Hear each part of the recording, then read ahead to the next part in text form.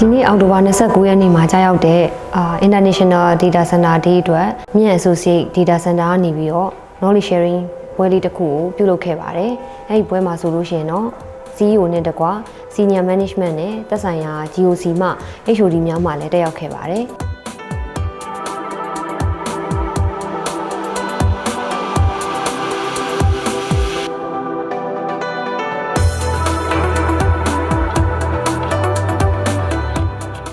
အဲ့ဒီ Myint Associates Data Center နဲ့ပတ်သက်တဲ့အကြောင်းလေးတွေရယ် Myint Associates Data Center ရဲ့လက်ရှိလုပ်ကိုင်နေတဲ့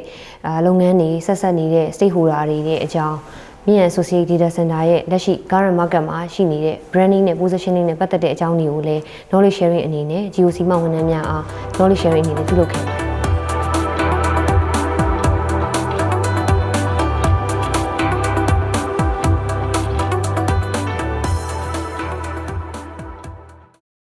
724 Exchange International Organization ကနေပြီးတော့ဒီ October 29 ရက်နေ့ကို Data Center Day အနေနဲ့သတ်မှတ်လိုက်ပါတယ်။သူကတော့နိုင်ငံတကာမှာရှိတဲ့ Data Center Company နဲ့ Data Center Industry ရသူတွေကိုဒီနေ့မှာ celebrate လုပ်ဖို့တိုက်တွန်းထားပါတယ်။ International Data Center Day ကျင်းပခြင်းရည်ရွယ်ချက်က2ခုရှိပါတယ်။ပထမတစ်ခုကတော့လုပ်ငန်းအသီးသီးအတွက်လိုအပ်နေတဲ့ Data Center အကြောင်းကိုတခြား Industry ရလူတွေပါသိရှိလာစေဖို့ awareness ပြုလုပ်ပေးခြင်းဖြစ်ပြီးတော့ဒုတိယတစ်ချက်အနေနဲ့ကတော့လက်ရှိ workforce အပြင်နောက် generation ကနေပြီးတော့ထွက်လာမယ့် professional တွေအတွက် Data Center Industry မှာဘယ်လိုအလုပ်အကိုင်မျိုးတွေရှိရဆိုတာကိုရှင်းပြသွားပေးဖို့အတွက်ဒီပွဲကိုကျင်းပခြင်းဖြစ်ပါတယ်